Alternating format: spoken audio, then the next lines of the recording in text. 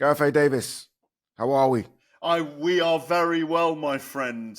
We are going to straddle the pond like colossi this weekend. It's been a great week. I'm I'm going to throw it out there straight away. I love the AJ call out of Fury. That is one of the biggest Ooh. bits of news for a very long time. I did a bit of bare knuckle last weekend. Lucas Brown making his heavyweight debut. He looked phenomenal. BKB 45 in Bristol. That was great fun. And I understand, which I wanted to be at, but I was pulled to Bristol. Your first live show in front of an audience went swimmingly, I hear.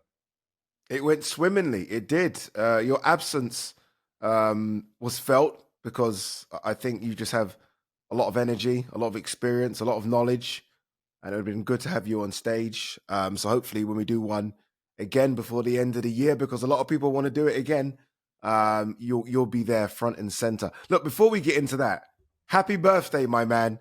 Happy birthday. I know you didn't want to mention it and keep it under wraps like everyone does with their birthdays. I won't say the age, but we'll say happy birthday. Another trip around the sun. Congratulations. And you're off to Vegas straight after this as well. So that's not a bad birthday present. Yeah, and I've got a few people meeting me there to take me out when I get there. And it's kind of nice. There's something weird about it's weirdly nice traveling to Vegas on your birthday. Do you get it? Yeah. Yeah. I'm On a not big, jealous big at all. fight week, as you mentioned, on a big, big fight week, you know? On a massive, massive fight week. And we're going to get to that. Look, loads to talk about. Loads to unpack with Canelo Crawford, as we have been doing for the past 6 or 7 weeks. But now we've seen them, we've seen them do their face-to-face. We'll both give our honest and best judgments on how we think that fight's going to take place. Very quickly, obviously, some boxing on the weekend. Michael Conlan on Channel 5, impressed, and he's win. Good to see him back somewhat. Obviously, he's had a win before the back-to-back defeats, but this almost cements that win now. And I guess now they'll be looking at big fights for him. Yeah, I mean, the marathons definitely did him some good because it put some power in his arms because Jack Bateson could have been an enigma for him, a problem. Put him down in the fourth round. Brilliant performance. Yeah, brilliant performance indeed for Michael Connors. A lot of talk about maybe a Josh Warrington fight, maybe a Lee Wood rematch. Obviously, they had that epic fight, which feels like a decade ago. It was only like 3-4 years ago, but they could maybe run that back as well. And I don't know if you watched it, but a dominant win for Pat McCormack, who we've been speaking about for a while. Obviously, look, Olympic medalist, world championship medalist. He beat Miguel Parra. That fight was stopped, I think, in the 9th round. And now there's this thing of, okay, do we fast track Pat McCormack? Because he is 30, which isn't a spring chicken, especially in the lower weight classes. But he looked really good against Miguel Parra. Yeah, I'm not going to go on at length today, but what I will say, fast track, yes. Great talent, yes. Olympic pedigree, yes. And Ben Davison told me a little while ago he's one of the best talents he's ever worked with. They are not worried about putting him up just below world class in his next fight. Great performance. Houghton Le Spring did it at home. He could do it anywhere, in my view. Good. There you go. All right. We've given ourselves plenty of time now to get into the meat here. And the meat being Saul Canelo Alvarez versus Terence Crawford. As I said at the top, Gareth heads to the airport straight after this. He's going out there. And I don't blame him. If I could, I would as well. But I'm heading to Belfast. Do you feel, obviously it's been billed as the biggest fight this year, which undoubtedly is, some have said the biggest fight of the century. I'm not sure about that. We'll get to that. Does it feel like it is the biggest fight of the year? Like, does this feel bigger than Fury Usyk? Or that felt enormous. The lead up felt enormous. Maybe because you had an antagonizer in Fury. Maybe because we got a trailer, which we haven't, which is strange for these Riyadh season ones. We got these epic 2-minute cinema like trailers. Is it missing something? It's just different. I've been watching the Netflix episodes. There's 3 episodes, obviously, on Netflix. They're really, really good. They're like the old 24/7s they used to be with the American voice. Josh Brolin's doing the voiceover, and Wonderful. from the man from Omaha, from the quiet, amazing, dark, nasty streets of Omaha, and Canelo rising in poverty from a family with ice cream parlors, and then he's there with his whole. It's very, very beautifully portrayed. and it's for the Yeah. mainstream on Netflix. So we've got that. Is it the biggest fight of the century? I'll always say this, I'm afraid. The heavyweight events are always the biggest. And when you've got an undisputed heavyweight fight and you've got Usyk and Fury, it's very big. But it felt like Europe and Saudi Arabia as opposed to it being in America. This is very much the American takeover. Turkey Al Sheikh, Dana White, paradigm shift in the sport on Netflix. It'll do tens of millions of views, probably in the 50, 60, 70 million view kind of stratosphere. For me, it's the biggest fight. I went through a whole 10, 12 years, Addy, with Floyd Mayweather and Manny Pacquiao being the big names in America, suffused with a little bit of Amir Khan popping over there, and then Fury coming late on, Joshua never quite making it there, but McGregor being big in America, John Jones and Cormier. I'm talking UFC and boxing here. This is the biggest fight since 2007 in America, in my view, when Oscar De La Hoya and Floyd Mayweather fought each other, in terms of resonance in the country. Canelo is the massive A-side on this, and this is the moment where Terence Crawford genuinely, who's been hidden in the shadows in many ways, steps into the limelight. That's a good shout, because we have had some big ones, and this is a big one, hence why Dana White was talking about the gate that it's done at the Raiders Stadium. You're talking about the third or fourth biggest gate of all time. People are wanting to see this. And I guess, American fight fans, not have been starved, that's the wrong word, but they've seen all these big fights in Saudi. They've seen the big fights over here, Tottenham, Wembley, sold out. They've missed out. They've not had their big one. And this is why they're so gravitating to this, because, okay, now we have a big one. And we've got a big one in Vegas where big fights always used to be. And I guess it's important to still have that big Vegas presence for boxing, because it's just different. If no one's been over there that's listening to this, please put it on your bucket list. You've got to go to Vegas for a big fight. There's nothing like it. It's incredible, because it isn't just a fight. It's a fight week. It's you'll turn around and you've got a superstar next to you. Like it's fascinating, Vegas. Yeah, it is. It's the mecca of big time boxing, if I can use that word to explain it with the Saudi Arabian investment. It's not obviously it's an Islamic term, but I use that term because it's known as the mecca of big time boxing. It still is in many ways. I mean, I've been going there, I think, for 28 years now to Vegas. I've been there over 100 times, Addy, and I've never been in a big stadium fight there, and I'm looking forward to that experience as well. We didn't have an Allegiant Stadium until a couple of years ago. We had 20,000, 22,000 in the MGM, where you might go and see Fleetwood Mac or one of the big bands play, as well as the big fight nights in the Garden Arena. T-Mobile's taken over. In the past, Caesar's Palace, the Hilton, the Convention Centre. But these weren't giant crowds. This is the first big stadium fight in America. And you're right, when you've got the billboards and the neon and the strip and everyone coming in and the drop and the casinos all along the strip, Wonderful. It's going to be quite extraordinary. I'm very excited to be there, and I want to see it in person, because it's felt like it's been a slow burn in the last 10 to 12 weeks. But I'm sure the minute I land, I will feel the energy of fight week. And we've already, like you say, Dana White already talking about the numbers, 70,000 people in there. I reckon 50,000 will be baying Mexicans for Canelo. It's a holiday weekend for them. It's a traditional, very big pay-per-view weekend, but it's free on Netflix. So it's going to be just enormous. I'm going sort of to the forward, and I'll come back. Does Canelo fight again if he loses? Yes, he does fight again if he loses, because unless he gets horribly knocked out. Not Crawford. Sorry, when I say fight again, not Crawford. Does Canelo fight? So no rematch. Yeah, not a rematch. I mean, does he fight someone else not named Crawford if he loses again? No, he will carry on, I think. I don't think he's anywhere near the end. Crawford's the older man, remember. Look, he doesn't need to fight anymore. He's got wealth beyond his wildest dreams. I mean, remember the 360 $1 million deal that Oscar De La Hoya, David Tetro, and the like did with Golden Boy with DAZN for Canelo 10-fight deal. He didn't play it all out, but um, he's going to carry on, and it alludes to my pick but I think it's going to be a very close 12-round fight, and win or lose, he will fight again, in my view. We want him to fight Hamza Shiraz over here, or potentially Chris Eubank. We want him to have one fight here at least. I don't think he's anywhere near finishing.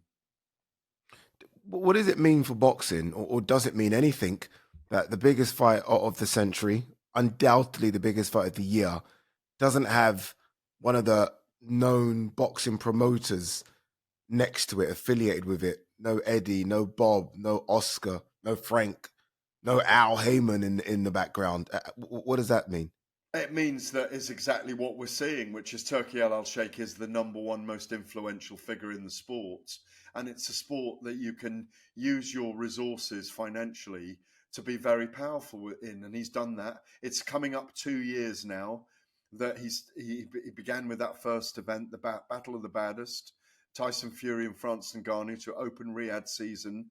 And as you know, he's rubber stamped himself as the most influential, the biggest mover and shaker in the sport. He's aligned himself with a promoter who's just done a deal with his WWE and, well, not his, but the company that he works for, TKO Holdings, have just cemented a deal with Paramount for $7 billion over the next 5 years for the UFC and WWE. That's $1.5 billion a year, 1.4 billion a year, and they're not even going to do pay-per-view. So look at where this is going. We've got Dana White's arguably, now he is certainly financially the biggest promoter in the world because of that deal that was just a few weeks back. And we're about to see a paradigm shift, a moving of the sands in time in boxing right now. This is a seminal moment in the history of boxing, and as you know, as a slight historian in journalism in boxing as well, I needed to be here in this moment. Yes, I'm there for talkSPORT and the Telegraph, but this reflects a seismic shift in the modern era, with Dana White and Turki Al-Sheikh beginning their investment into boxing in a new era. That's what makes it fascinating as well. Does it? It's interesting you said seminal moment. Does it also sort of, is it a seminal moment, or even a seismic shift, as you said, with Netflix? I mean, look, DAZN have had all the goodies, if you like, for the last couple of years. You think of the relationship between Turkey and DAZN since that Ngannou Fury fight, or Fury Ngannou fight. Now, all of a sudden, all the big ones, if you like, the ones that do real numbers, Javante, Jake, Mike Tyson, Katie, Amanda, this fight now, all on Netflix. I mean, DAZN have had it their own way. Finally now, there's a real competitor at the door that's willing to kind of put on the biggest, and not just willing, it seems as though the fighters and the promoters are going to Netflix as well to put on the biggest fights. I think the difference is we work in certain highways, which are, DAZN is a sports highway, Sky Sports is a sports highway, TNT Sports, BBC Sport, they're on a sports highway. This is the mainstream highway with 500 million subscribers. You are taking it direct to market to the mainstream. That's why they're going the Netflix route. Look at Amazon going direct to the market. They have 500 million subscribers as well. They're the two biggest subscriber bases in general use out there. And I remember Lorenzo Fertitta, who used to own the UFC, when I spoke to him, when I think the UFC was celebrating, when I was working TV for them at the time, they were celebrating the 15th year of something or other, or the 20th year of them owning the company. I asked him, one of the questions, the salient questions was, if you had it all over again, how would you do it? And he said, I'd go direct to the biggest market as soon as possible, because we know we've got the product, so you just get the eyeballs on the sport. So this is a big event by the very nature of the two characters involved and the marketplace they're putting it on. It will reach the eyeballs of tens of millions. Who knows? It may even break the 110 million that watched for Mike Tyson and Jake Paul. This is a proper boxing match between number 3 and number 8 in the world in the Ring Magazine pound for pound rankings. Crawford at 3, Canelo at 8. You've got an incredible superstar in Canelo and a guy who's about to burst as a star in Crawford. So everything is right. Even the undercard, even though there are great fights on there with names that the mainstream fan doesn't know, they're good matchups, but they're underplaying the undercard because they want everyone to focus on the main event. All right, let's continue the conversation about Canelo versus Crawford. Remember, this weekend, live on Netflix, Gareth saying it could maybe get close to the 100 million mark. I'm thinking around 60, 70 will represent an incredible number. But whatever it does, I think it's going to be an incredible fight. Terence Crawford, the slight underdog with the bookies. Obviously, he's the one that's moving up from 154 to 168, which has been Canelo's home now for a few years. It's a home which he's dominated, whereas Crawford maybe didn't look as fluid as we've seen in recent years at 154 pounds and doesn't give us as much activity either. It's been once a year for Crawford the last 6 years. He's been a part-time boxer for 6 years. And I've always wondered, Gareth, does that help him stay fresh or is that a hindrance? Well, he's 2 years older than Canelo, isn't he? At 38, I think he is now. So Canelo coming up 36. No, I don't think it is a hindrance to him, but I think he's a natural fighter with extraordinary gifts. That probably close to, I think he, Shaka Stevenson, and Alexander Usyk of all the, and maybe Dmitry Bivol of all the active, although he's not as versatile as the other three. I think Shaka Stevenson, Crawford and Usyk are probably the most skilled boxers on the planet right now. And I think his skills get him all the way there. As for Israel Madrimov, who you mentioned, light middleweight, I think we were both live at that in Los Angeles.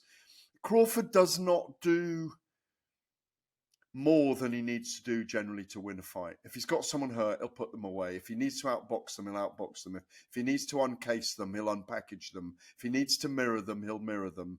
He won the fight against Madrimov handily, even though it was close.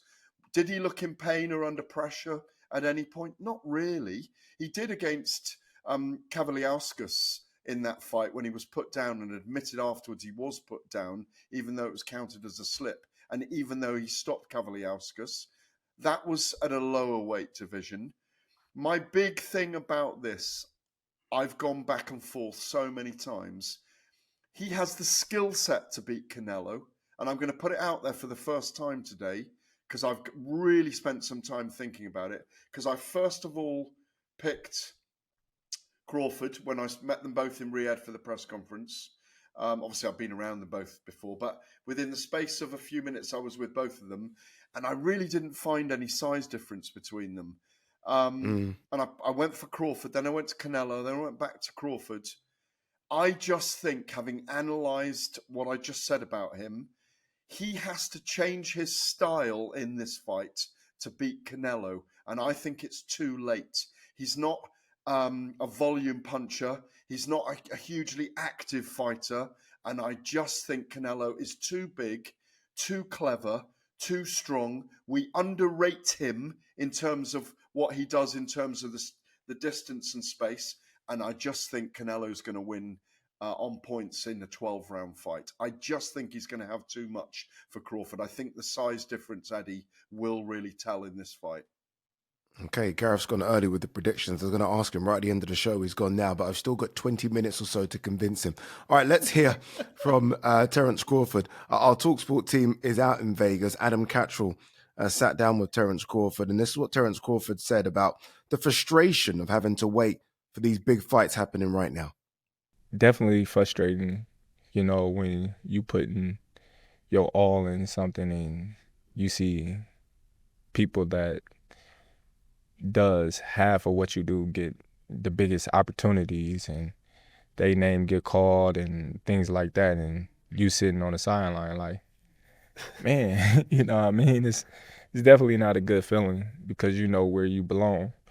And when your number or your name finally do get called and you show the world like I've been here, it's like it's kind of disappointing at times because it's like, man, if only they would have called my name 5, 6 years ago, I could have been farther in my career or I could have did so much more. But you know, I'm a firm believer that everything happened for a reason, and you know, whatever God's plan was, it led me to get that calling right now.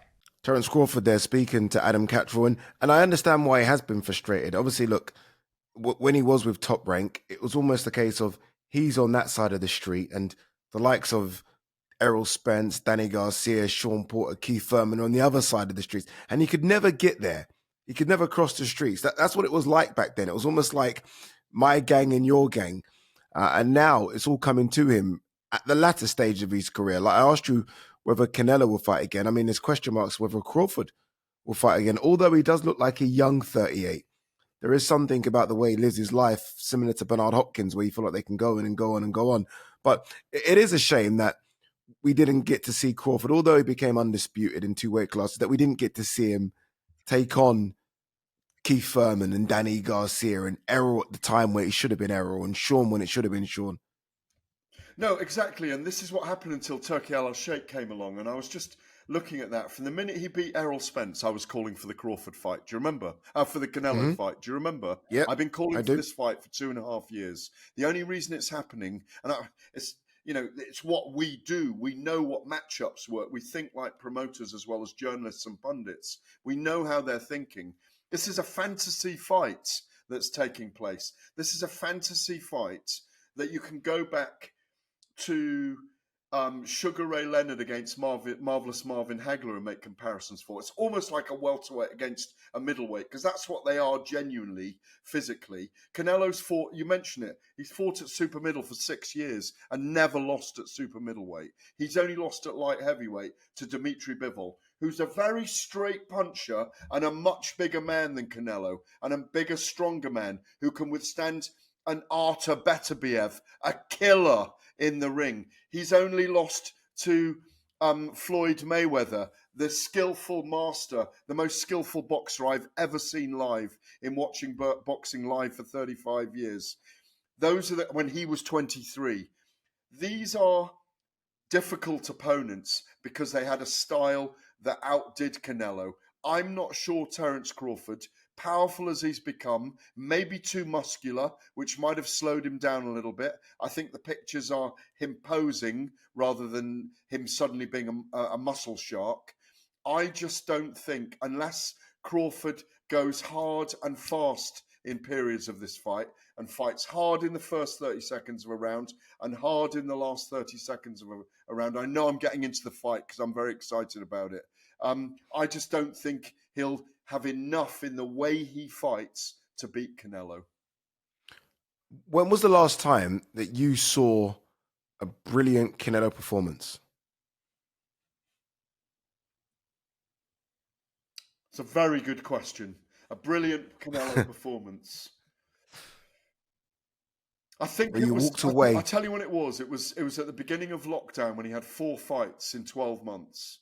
And it wasn't the performance. That's a long time ago, Gareth. It is a long time ago. It is a long time ago. Well, I know we've got the muscle memory of his fight with William Scull in our minds. That was one of the most boring 12 rounds we've ever seen in terms of an undisputed fight and the lowest punch statistics since CompuBox began in a world title fight. I even think of, I wasn't super impressed with Berlanga, especially when I saw what Hamza Shiraz did to him. I remember John Ryder in Mexico was turned into a bit of a war. We didn't expect that. And Munguia. So in my head, I'm thinking, it's been a while. And I'm with you. I go back to that period of Caleb Plant, Billy Joe Saunders, Callum Smith. And that's, what, 2021, 2022? It's been a while since we've seen an elite Canelo performance. And I just wonder if 20 years of fighting, 20 years of sparring, 20 years of making weight, 20 years of camps have caught up with him. Hundreds of rounds in the ring. Hundreds, because I he think it's always 400 goes. and That's a diff. something. I think it's 400. It's getting on 500 rounds, I think. I think it's nearly 500. That's the difference as well. Crawford, apart from the Madrimov fight, isn't going the distance. Canelo is going 12 rounds all the time. 12, 12, 12, 12, 12. Oh, I don't know. Crawford's going to be hit man. harder than he's ever been hit before, in my view, as well. Yeah, Listen, 100%. Crawford can win this. I do think we get a 12-round fight. I think the biggest shock that we'll get in this fight is if Crawford stops Canelo. Yeah? That's the biggest shock outcome. Canelo stopping Crawford wouldn't be the biggest shock because he's a bigger man and it might happen.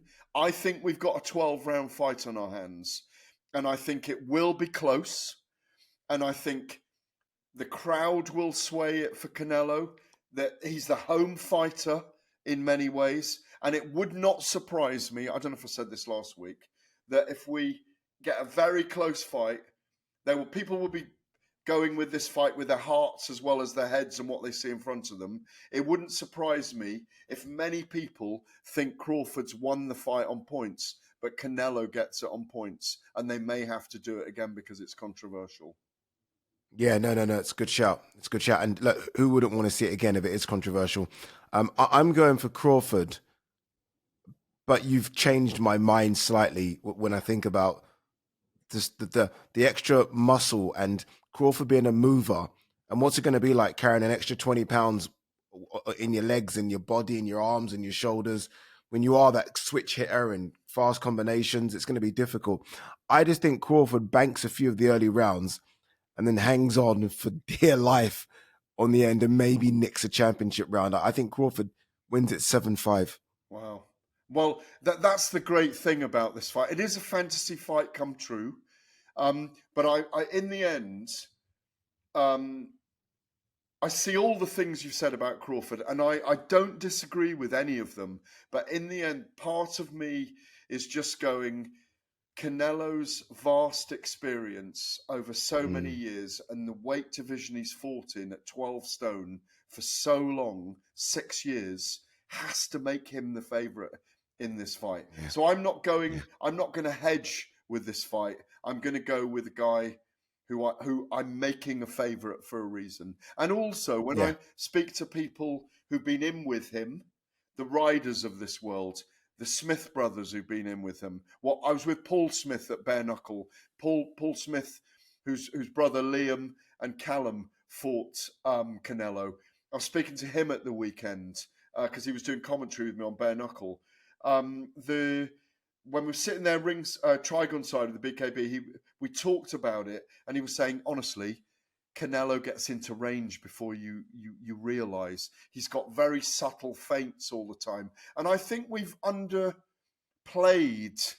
his skills for quite a long time for that very reason of that question you asked just now, which is, when was the last time we saw vintage Canelo? He's a legend. He's a modern great. He's one of the great Mexican fighters. And I think he knows that this is Terence Crawford's moment in the spotlight, and I think he's going to spoil the party. Okay, couple of questions then. Fantasy matchups. Would Crawford beat Munguia? Yes. Would Crawford beat Berlanga? Yes. Would Crawford beat William Skull? Yes. Okay, this is interesting. So Crawford would also do some damage at 168. I don't think they're the same level. He's elite. We're talking about two elite fighters here. None of those three are elite. Okay. All right, cool. All right, so Good question. This is... No, because I just want to see, is it a size thing or is it a skill? Obviously, Crawford's skill set is the reason most people give Crawford a great chance in this fight, not necessarily the size, because as you say, size-wise, they're not too dissimilar. I mean, but they Crawford's are now in packed reality. on a lot of size. They are in reality. Yeah, you're right. In reality, they are. Like, Crawford's never been hit by anyone as big as Canelo. Mike Tyson was a brilliant wrecking ball heavyweight, but he was 5'10.5", you know? Yeah. In terms of the undercard, anything grabbing you? Mbili, Lester Martinez, seems to be the standout one. Maybe people are talking about that.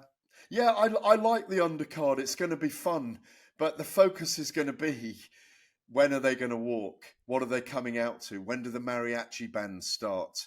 When will the people start to go crazy? I am looking forward because I've got friends who manage him, and I got on very well with him when he was over here fighting Dillian, one of them, and I got on very well with him when he fought Dillian White and Anthony Joshua. Jermaine Franklin against Ivan Yeah. Ditko, I'm looking forward to, because Ditko fought at the Olympics in 2012. Friend of mine, Elvis, who's out in Vegas, not Elvis, manages him.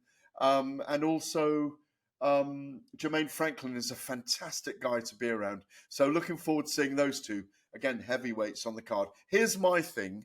They should have got, if they wanted to give it the oxygen of publicity in Europe and further in America, they should have put Deontay Wilder against Anthony Joshua as the co-main event on that card. Yeah. Would AJ have accepted a co-main slot? In America against Deontay Wilder at the Allegiant Stadium with AJ's not been co-main. AJ's not been anything but a main event for a decade. I still think they'd still be a massive main event. It would have been a brilliant subplot to the event, and it would be the perfect precursor for him to make a massive name for himself in America before saying, right, now I'm going back to Wembley Stadium to fight Tyson Fury. Okay, final one before we wrap. I said to you, would Canelo continue if he loses? You said yes, because you think Canelo's still got just a few more fights in him, right? Canelo's 35, and I think he will continue. If Crawford loses, does he continue to fight? Yeah, because if he loses, it will be close and controversial in my view, unless he gets stopped by Canelo, or unless Canelo's just too much for him. But obviously the man... What does he do weight-wise if he loses Crawford? I think he fights Canelo again anyway.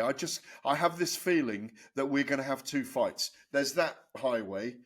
If not, I don't know an obvious opponent for him after Canelo. I think Terence... When I look at Terence, he's very much his own man. He's got his own style of doing things. I know they've got the farm they live on. He's got a gaggle of kids, hasn't he? I love seeing him around his kids. As Canelo, by the way, they are two wonderful, wonderful family men, by the way, and great bastions for our sport as champions. I've got to say that as well. And that Netflix series really shows that. I don't know if he'll need to fight again or want to fight again, in my view. Yeah, agreed. I think there's an Andre Ward-like thing about Crawford where I think he might just say, we're good. You know, we came in the last 3 fights, we made more money than our first 30-odd fights. Yeah. We're okay. That's what I wanted. I wanted to make money, cement my legacy, and stay healthy for my kids. And I think that could be the end of Crawford if he loses, especially if he loses badly. Which I don't think he will, but if he does, then I think he walks off into the sunset. And one of those people that we never hear from again might disappear like a Marvin Hagler and just vanish, and we never hear from again. All right, we've parked Canelo Crawford because there is still so many other big matchups this weekend. I'm in Belfast for the rematch between Lewis Crocker and Paddy Donovan. Remember, this rematch has a bit of extra gold dust on it because they're now fighting for the IBF welterweight title. Jaron Ennis obviously vacated and moved up. So this one has so much more at stake, Gareth. It will be at Windsor Park as well. They're saying it's nearly sold out. 20,000 will be there. And I guess it's one of the biggest nights in Belfast in a long, long time, maybe since when Carl Frampton fought at Windsor Park all those years ago. So this is a massive one, and it's been overshadowed, obviously, because of the Canelo Crawford fight, but this is a really big fight. It is, like you say, first time they've been there for a big boxing match since the Jackal, the hometown favourite, fought Luke Jackson, wasn't it?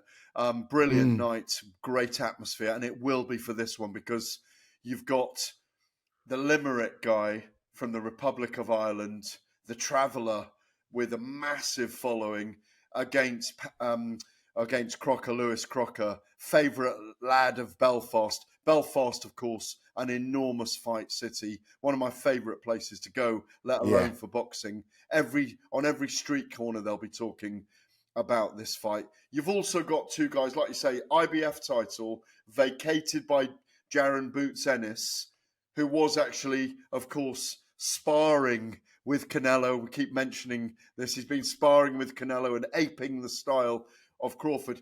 It's going to be an amazing atmosphere. The Irish, pound for pound, the best fans in the world, and an event like this. It's almost a derby, isn't it? It's a derby fight, IBF title on the line, and the controversy of the late punches at the end of the 8th round by Donovan last time when he was disqualified, seemingly having Crocker finished by referee Marcus McDonnell. They get to do it again 6 months later. More lucre on the line, more gold on the line, more bragging rights on the line. I think it'll go later this time, but I've got the same guy winning still, my friend. Yeah, no. Yeah, agreed. With regards to the winner and the outcome, Paddy Donovan looked fantastic that night. He really did. And I don't know what Lewis Crocker and Billy Nelson can come up with. Obviously, they're going to be energized because they're going to have the majority of the crowd. So that's going to give them something. And maybe sort of Lewis Crocker being the underdog, because I think first time round it was a 50-50 fight. Maybe that might kind of say, okay, look, less pressure on me to get the job done. World title on the line. Maybe that kind of gives him a bit of extra incentive as well. But I just feel like Paddy Donovan looked a level above. And I already in my head started picturing Paddy Donovan versus Barrios and what he'll do to Barrios and Rolly Romero. So I think all pressure is on Lewis Crocker to do something different here. And I'm not sure he can. Well, he's got Andy Lee in his corner, I think, hasn't he? Is that right? Am I right? Paddy Donovan does, yeah. Paddy Donovan's got Andy Lee in his corner, sorry. Yeah, Billy Nelson's in Lewis Crocker's corner. Yes. The thing is about Andy Lee, he's such a clever tactician. He'll know what to do in the second fight for Paddy. Because Paddy, the thing is about Lewis Crocker, he's always survived to this level, to, what is he? He's number 6 in the world. Because Donovan's number 16 in the world in the BoxRec rankings. And this is where having more than one title belt really helps the sport. This is the good side of it. I don't think that Andy Lee will leave a stone unturned. They know what he's done the first time. They know Crocker's a dangerous puncher, and he'll try and get a head start in this fight by feinting and landing those big lefts and big right hands that he has. They'll avoid that again, and he'll bust him up and chop him down like a tree, will Paddy Donovan, as he did last time. I think he's an incredibly skilled boxer. I mean, I've always thought he would go to world level. And as you say, I think he's capable of unifying the titles if he can beat Crocker. I say if he can beat Crocker. He was disqualified last time. If he can beat Crocker this time. Yeah. So that's Belfast. We've spoken about a fight in Vegas. Now let's go to Japan because Inoue, pound for pound number 2, is fighting Akhmadaliev. And the crazy thing about this, obviously the fight will be the early hours of Sunday morning. As we record this on Wednesday morning, this still doesn't have a broadcaster attached to it. Obviously, Inoue is a top-ranked fighter. There's no more ESPN top rank. That's done. So as it stands right now, this fight isn't being televised around the world. Obviously televised in Japan, but not televised around the world, which I find crazy because Inoue's arguably Top Rank's biggest star. He's a massive star. And Eddie Hearn has been chomping at the bit to get Akhmadaliev versus Inoue. I can't believe that there's been no deal for DAZN to maybe do a one-off with him and show it. There's no way to watch this fight at the moment, and that's quite frustrating. Very. I suspect, and I was due to sit down with Bob Arum in Vegas this week, but he is actually on his way to Japan right now, I know, because we've rescheduled for next week. I share your sentiment, and Top Rank are in a limbo at the moment because of the end of the ESPN deal. I suspect, knowing Bob, that there will be a deal and it'll be shown somewhere by the end of the week because Naoya Inoue is the number 2 pound for pound fighter in the world. Against Murodjon Akhmadaliev, he is defending his against the Uzbek. He's defending an amazing super bantamweight title that he's come up 4 weight divisions. He deserves to be seen around the world. Bob knows this more than anyone, Eddie, and I imagine that's why he's gone out early to sort this out. I hope it ends up on DAZN because I want to watch it as well on Sunday because I think it's going to be a great fight. And I think Inoue wins again by stoppage. Akhmadaliyev's knocked out or stopped 11 of his 14 victims, and I think he'll go for broke in this fight. And as we know, Inoue can be knocked down and get back up and win. And I think that's what will happen in this fight. Alexander Usyk is pound for pound number one. That's without debate or even a conversation. Is there a way that we wake up on Sunday morning and Inoue or Crawford are pound for pound number one? Well, I think if Crawford beats Canelo, there's a big argument that he needs to be moved up. And we can have that discussion and that argument at the time. If he does what he did to Errol Spence and completely Oh my God, yes. Canelo, and is just untouchable, and he wins 10 rounds to 2, then he goes to number one pound for pound. Yes, he does, because stepping up all those weight divisions, and let's be honest, he's not really done much at light middleweight or super welterweight. He's coming up 3 weight divisions. So if he does do that, he goes to the top of the pound for pound list. Yes, he does. But does that lead us now to talk about heavyweights for the last bit of the show? Joseph Parker, Fabio Wardley, Tyson Fury, and Anthony Joshua. It's a perfect segue for the last 2 or 3 minutes. Let's do this. Obviously, yesterday was the presser for Joseph Parker versus Fabio Wardley. They're going to throw hands October 25th, live on DAZN, O2 Arena. 2 of the nice guys who turn into very bad guys when they do their ring walks are about to meet. Boxer puncher versus pure puncher in Fabio. But the big story, it's always been overshadowed this because the big story is the AJ call out of Tyson Fury. AJ took to his social media and he said this: "To my supporters, I'll be back to lace up my boots and put on my gloves sooner than later. Hopefully, punching Fury's head in and dancing around his flicker jab with ease. I'm proud of Joe Parker, even though he's a competitor. A real recognizes real. He's in the game to fight whoever, whenever, and that's the DNA of a real general, unlike his dippy mate Tyson Fury." Hoo-hoo-hoo. Shots have been fired, Gareth. I love it. I want more of this. I want more of this. I want Anthony Joshua calling out Deontay Wilder for a warm-up. I want him. He doesn't need the warm-up in reality, actually. I want more of this from Anthony Joshua. This is the guy we want to hear from. This is the guy that will just brace and iron out Fury from his repose, from his retirement. These are the kind of words. This is fighting talk. This is the real Anthony Joshua. This is what he's feeling behind the scenes, and I love it. I absolutely love it. You know Fury better than most. Will he respond? Will we see a rebuttal? Whether he sent a message back to really reply or not is beyond the pale, because deep down he'll be sitting there going, I need to reply to this guy. I need to step in the ring with this guy. I need to prove this guy wrong. And if it's the right day when he gets out of bed, hopefully he will. And then the fire is lit. The torch paper is lit. Yeah. We'll end the show by getting your thoughts on Parker Wardley. I expected to see you at the press yesterday. Obviously, you weren't there. What do you make of this matchup for Joseph Parker, more importantly, because he's the one taking the risk here? He's ranked by many as the second best heavyweight in the world behind Alexander Usyk. This is him risking it against Fabio Wardley, right, who's got a dream shot here.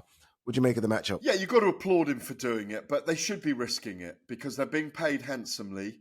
I get him being the favourite, and he is the big favourite in this. He's Justice Huoney on a growth hormone, in inverted commas, not physically a growth hormone. He's a better boxer than Huoney. He hits harder. He's a slightly bigger man, and we know what happened for 9 rounds between Fabio Wardley and Justice Huoney. He was roundly outboxed, but Fabio Wardley has that knockout punch, the equaliser, so he could stop you at any time. So it's a very dangerous opponent for that very reason. Interim titles on the line, but as it's called, all or nothing. They're better to do all and end up with nothing, or gamble all and end up with nothing, than sit there and do nothing. He's had 2 rounds in 18 months. Parker really needed this. He should win it, but who knows? Cannot wait for this fight. You cannot write off Fabio Wardley. And be an extraordinary story if he's in line to fight Alexander Usyk next, if he beats Joseph Parker. Ben Davison against Andy Lee as well. Yeah. Almost an old school trainer against this new kind of intricate and scientific based training. Good matchup. Good Who you matchup. I think you have to go Joseph Parker. Yeah. I think you have to go with someone that's fought. You look at who Joseph Parker's fought since 2015. I mean, from Carlos Takam to Andy Ruiz to AJ to Dillian White to Chisora, Bacoli, Wilder, Zhang. I mean, come on. That's one hell of a resume. Joe Joyce. So I'm going with the tried and trusted old warhorse. But you never know. Exactly. You really never know, which makes it intriguing. On AM, on DAB, via the talkSPORT app and on your smart speaker. talkSPORT.